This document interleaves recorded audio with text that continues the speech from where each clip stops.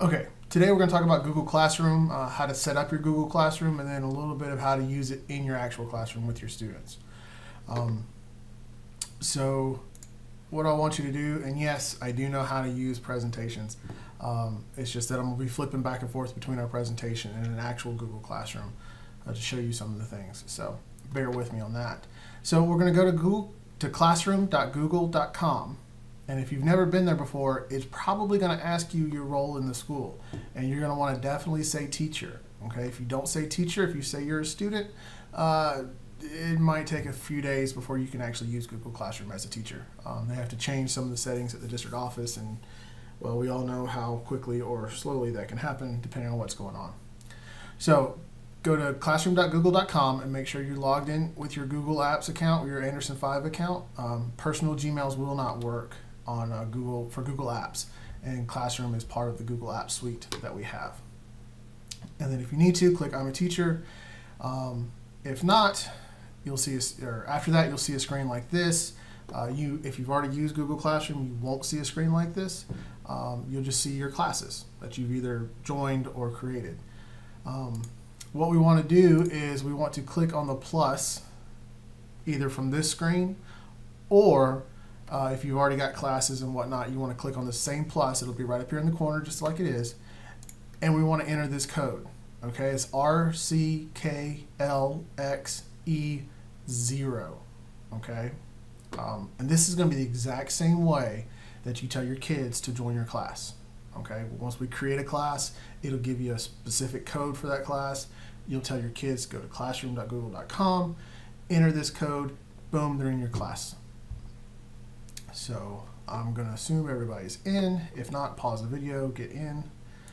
Now that we're in Google Classroom, we're going to see something that looks possibly similar to this. Okay? And these are all the classes that I'm either in or that I'm teaching. Obviously, I taught physical science last year. This is I left this class active so I could use it as a demonstration. This is my current class. I'm in Tech Talks with Anna Baldwin. I'm in Marie Bolt's Agri-Science class, so I can show you what it looks like to be inside of a classroom. And then this is a class that you just joined, hopefully.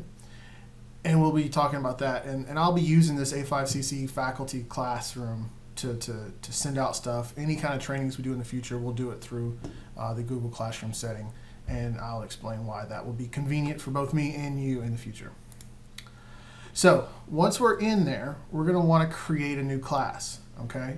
So what we're going to do is we're going to hit our plus again, and we're going to create a class. So go ahead and click that and create a class. Once we have created our class, it's going to pop up a little screen that says create a class. And I guess I can go full screen with this. And you can title it, and you can give it a section number or some kind of section description if you'd like. And but you don't have to. You do need to give it a name, but you don't have to do anything with the section. And then you're going to hit create. Okay? And then it's going to spin for a second, and then you're going to have your new class. And that's literally all it takes. All right, and it's going to look like this. Now, if it asks you to do a little tour thing, you can skip through it. That's what this is for. Everything you need to know about it's right here. You have the class code. Now, this isn't the same class code that you entered today. You can click the little drop-down button and change your class code if you want to. So if I wanted to change it, which I'm not going to, I can reset it, or I can disable it. So if I want to close this class, which will happen once everybody gets into this class, I will close this class and nobody else can join it, which is a good thing. Or if you forget that you've done that and you have a new student add, you have to go back and re-enable it. So either way, I usually don't worry about it too much. So we're in our classroom. Now we're going to start using it. Before we get into any of the details of it, I want to show you the little menu button. Okay, this little menu button over here on the left. You click it, it will take you back to it wherever you want to go. So when you have multiple classes, when you're in a class and you're teaching a class and you're teaching 3 classes and you get into a class and you can't figure out where to go, what to do next, your little menu button over here on the left, the 3 bars, will take you anywhere you need to go, and it will take you back home if you need to. Okay? So now that we're in a class, Let me make this big again. Let's talk about what you can do in there. Okay? Talked about your class code. That's the best way to give it to your students. And once we get to the student screen, I'll show you where it gives you the option to email them, but that does not work. So you want to do it this way. All right, so your little plus button in the bottom right-hand corner, that's where everything operates from. So you can create announcements, create assignments, create questions, or reuse a post, and we're going to talk about each one of those individually. So to create an announcement, literally you click the plus, then you click the little create an announcement button, and then you can create an announcement. On announcements, you can attach anything you want. You can attach any kind of file, any kind of Google Drive. You can attach YouTube videos, but the students can't see them, so it's a little pointless at this point with our web filtering. Or you can attach a link, so if you want them to do a Google form for an assessment, or if you want them to go to their LMS system, so let's say you have assessments in some other system, you can put the link there for them to click on that and go straight to an assessment or worksheet or whatever you have for them. But these can be put in announcements. You can put a title in the announcement, and then you can put a description too. Or actually, you can't put in a description. Announcements are only titles, so everything you need to say goes in that title. And then you can post it, okay? And in real life, that's going to look like this. So you put your title. We have a test coming. You can save it as a draft, or you can post it. That's all you can do. Now, if you have more than one class, you can come in, click the little drop-down arrow, and select whichever classes you need this announcement to go to. So if you teach the same thing 3 times, you want all 3 classes to get the same announcement, you can click all classes, or you can just click the classes that need this announcement and not click the classes that don't. And these classes are the classes that you teach, not classes that you're in.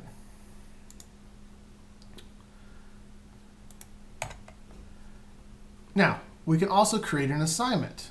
To create an assignment, it's the same process. We're going to go through, we're going to click the plus, we're going to click create an assignment.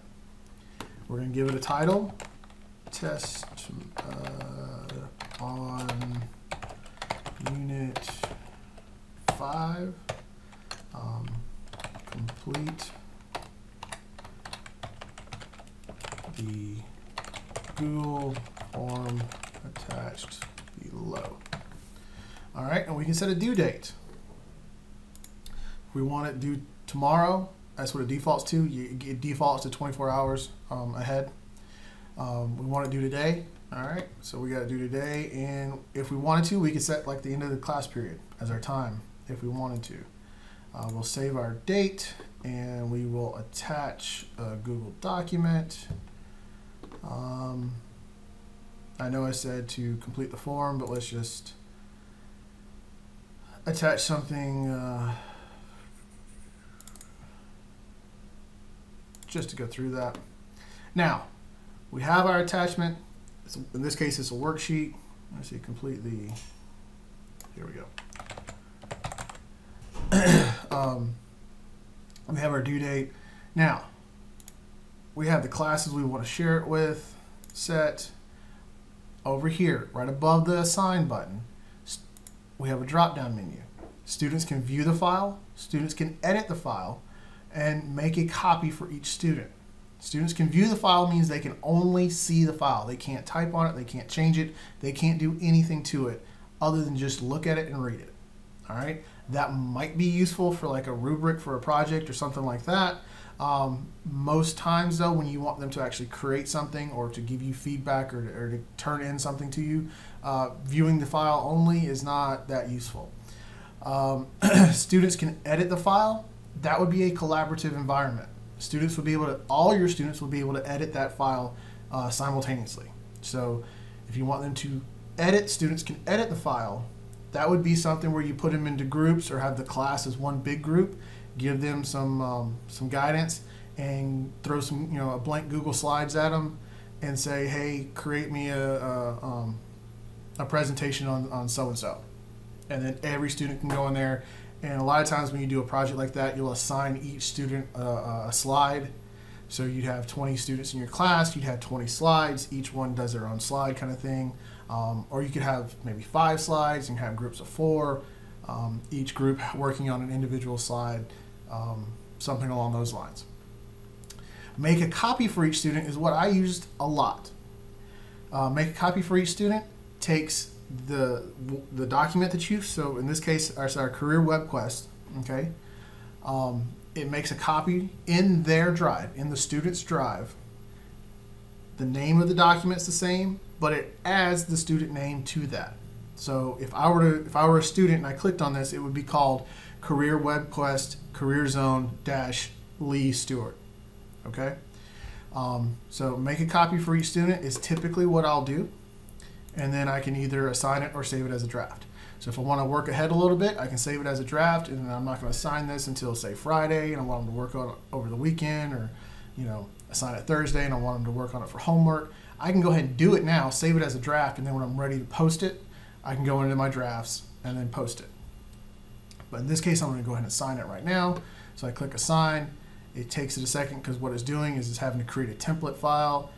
It's doing a lot of stuff in the background. And it puts that out there. Okay, so now we have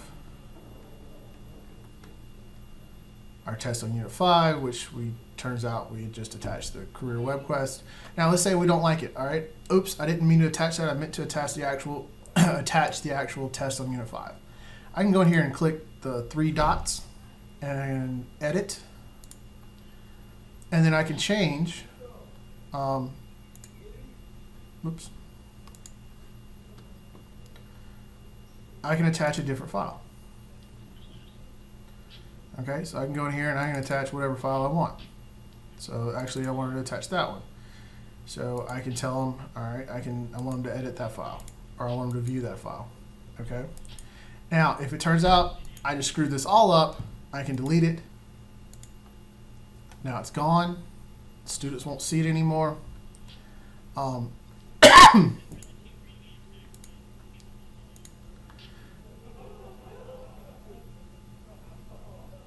And it cleans up my stream. So that's creating an assignment. I will show you what it looks like on the other side in a little bit. Creating a question. I've created a question earlier this morning. I'll create another one right now. So we're going to create a question, and the title of our question will be, what is your favorite color? And we'll make that due today. And time doesn't matter, so I'll save that. And I want it here, and I'm not going to attach. I could attach something if I wanted them.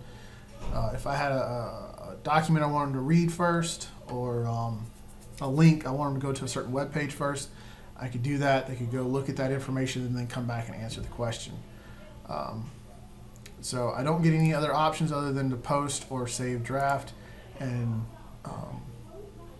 if I post it, it's just going to ask the question. So I'm asking the question, and now it's asking me to say, let the students see and reply to each other's answers. So you could have a little class discussion going on. Edit their answers. So if I wanted them to answer it, and then we have a class discussion, and then I wanted to make sure that they knew the right answer, they could go in and edit their answer. I don't see the edits. I only see what they finally submit. So if they go in and change it, I don't get to see what they said the first time, kind of thing. I only see what they want me to see. So in this case, I'm not going to let you guys answer the question or edit your questions. I'm just going to say you can see and reply to each other's question. Answer. So I'm going to ask, and it's going to populate, and so now everybody can see what is your favorite color, and you can answer it right there on your screen.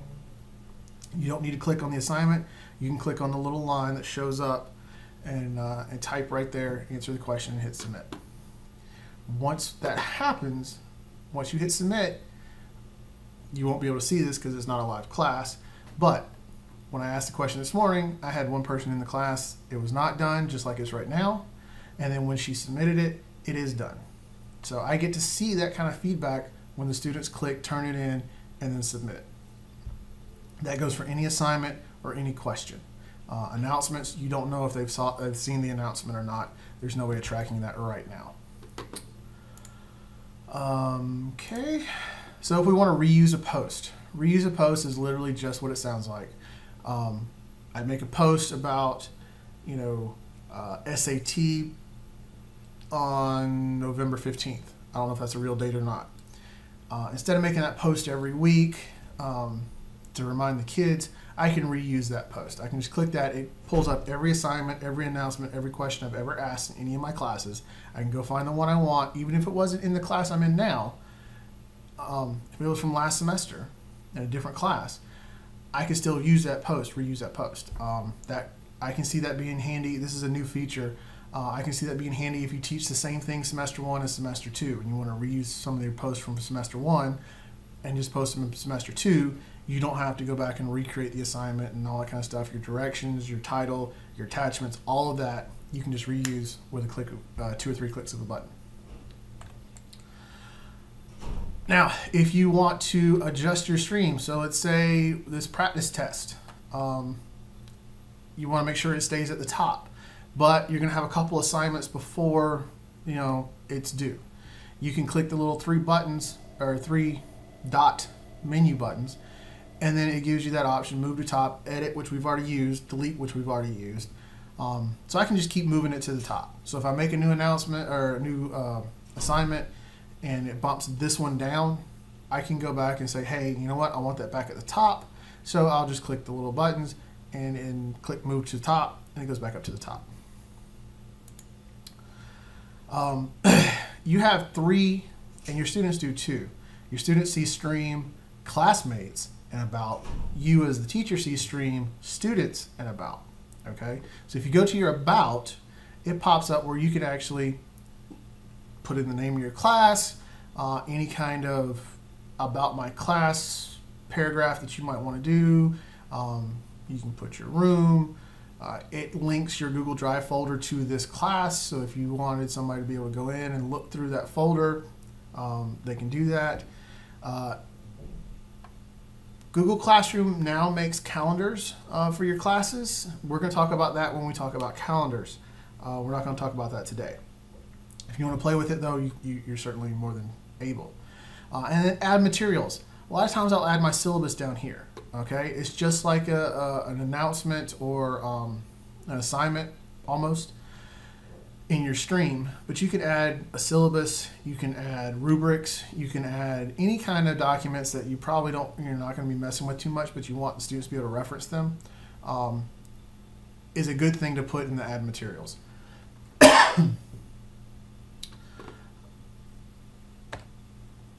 You can invite teachers. So if you noticed on my web design class, I got Mr. Bonner and Mr. Presley as invited teachers on that classroom. Now, that makes it easy for Mr. Bonner to walk into my classroom, see what's going on. Actually, both of them have all the rights that you would as a teacher if you've invited them. Now, there's no requirement to invite them to your classroom, so don't think I'm telling you that. But it's nice if you give them that access, because they don't ask you that many questions at that point, because they can go in and see. They can go in and look. And a couple of times, Mr. Bonner's come to me and said, hey, I saw your kids doing this on the test, and it's looking good. I'm glad to see that kind of progress. It's just good feedback. I've gotten good feedback from using that, from allowing administrators into my classroom in Google Classroom. Last year when I was at Westside, I did the same thing. I put Mr. Comstock into my classroom. And he was able to come in, and he actually he would go in and actually make comments on student work every now and then. The students really liked that. They get the feedback from the administrator. And I really liked it too, because he kind of helped me manage my classroom a little bit. By going in and making a couple comments, that means I didn't have to go in and actually make comments on that student. But that is totally up to you. If you and another teacher teach the same thing, invite each other to each other's classroom. You can see what's going on in one classroom. It's easy to share stuff across classrooms that way. Plus, you can reuse posts, like we talked about earlier, from one classroom to the other if you're an invited teacher on each classroom. We talked about the add materials in the about page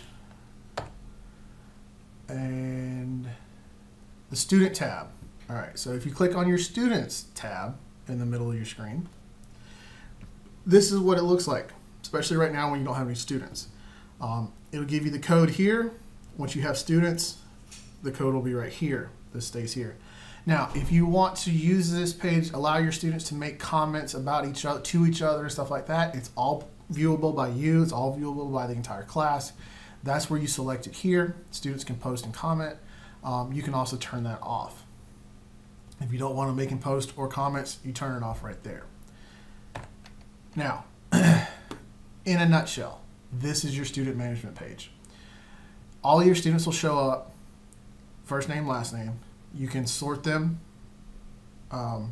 using the students dropdown. You can sort them by first name. You can sort them by last name. That's all you can do with that. All right. If Kylie dropped my class, I could checkbox her, go to actions, and then I can remove her from the class. Okay. If I want to invite a student, I can click invite, and then I have to type in their email address, their Anderson5 email address, and it will send them an email with a link to join the class. Students have a hard time sometimes going through their email. Students don't know how to access their email at times. Sometimes, for whatever reason, the spam filter catches it. You know, all kinds of crazy stuff happens with email. So I find it's much, much easier to use the code, the class code, to get the students into your class. Just tell them to go to classroom.google.com and give them that code. These email links over here, until the district switches to Gmail instead of Outlook, these email links will not work. So while it's in theory a really handy thing to have, it's just not going to work. Looking at things from a student's point of view, okay? If a student sees an assignment that you made, they have an option to open that assignment. Okay, so they click open, it opens up the assignment, they see the directions, they see the title, they can then click on the document or the link or whatever, go in, do what they need to do, and then once they're done, they click turn it in and mark as done. Once that happens, then you can see how many people have done it, how many people haven't. Now they can still turn it in and just not mark as done. It shows them as not having completed the assignment, but yet the assignment's still there in the Google Classroom. You can see it. The difference is they still have edit rights. They can change that document. They can do more answers. They can do more work on it until they click that mark as done. Once they click mark as done, they can only view their document. You have all the edit rights at that point. If you want to access your students' work, once they've done their assignment, so I've got 13 kids that have done this assignment, 3 of them haven't, let's say those 3 were absent or just didn't do it for whatever reason, I would click on the actual assignment in the stream. It will bring up a screen that kind of looks like this, okay? It tells me if they're done, it tells me if it's done late also. So I can go through and I can actually see, okay, these are done late, a couple of them are already done, so I can click on this, it pulls up the document. So I can actually look at their full document. I can make comments on it. I can correct it however I want to do it. And then I can go over here, excuse me, and give them a grade. And they can see this grade. This does not sync with Gradebook, okay? The easiest way to do your grades, I like giving them grades back in here because they are constantly coming to Google Classroom to see what's coming next, what they have to do. They're turning their assignments here. So they look here to see if you have a grade or not, okay? So I'll put my grades here so the students can see it. Then I'll pull up and just split screen when I'm going to my grade book. So I'll pull up my grade book, I'll create the assignment, I'll put that on one side of my screen, I'll put Google Classroom on the other side of my screen, and I'll just copy the assignment over. It's a little bit of a pain that way, but you get quicker feedback to the kids, and you know, that way you also have a backup copy in case you ever need it for whatever reason. There is an extension where you can share websites to the class, just like in Hapara. Right now, that's not working for the students. If I were if you were to install this extension and I were to install this extension, I could then share stuff to you through our classroom. But right now, it's not working for students. I'm working with the district office trying to get that fixed so that we can use this. I think this would make things a lot simpler, a lot more convenient if we can make this work, but right now it's not working. Another convenient thing to do is have Google Drive on your PC. Okay, you would go to drive.google.com, open the settings, click download Drive, install it, and then that syncs your entire Google Drive to your PC. By doing that, you can manipulate files better. You can move things around, especially if you're going to be posting those into Google Classroom. That is all that I have. What I would like for you to do now, I'm going to delete these questions. Actually, I'm going to leave that one because I want you guys to answer that one. And right here at the bottom, then I'm going to move to the top. Complete this attendance survey as an exit ticket after the training. Just click on this in your Google Classroom. It's a quick little 3-question survey. It's just for attendance purposes. And then go and play with it. Click buttons. Be sure to shoot me an email or see me in the hallway or whatever. Get my attention if you have any other questions. But that's Google Classroom in a nutshell. And it will make your life very, very, it will free up a lot of time for you if you try to use it. Try to use it small. Start off small. I'm not saying dive into this with both feet right now. Play around with it. Set up a class. Get some kids in there. Kind of interact with them a little bit with it. And then maybe next semester you want to try it, on one of your classes or all of your classes. I think though once you use it, you'll see the huge benefits to it. Just ask around. Some of the teachers I've got using it that early this semester are saying they absolutely love it. It does free up a lot of your time. It does make things a lot more convenient, and it does organize things a lot better for you and for your students. One thing I didn't mention, students get to see everything due today. Also, over here, students can click on assignments, and it'll pull up a screen, everything that's assigned to them to do, and then they can also click on done and see everything they have done for your class and for every class. So it kind of replaces the old planner for the students, makes it all nice and organized in one place. Thank you very much, and good luck.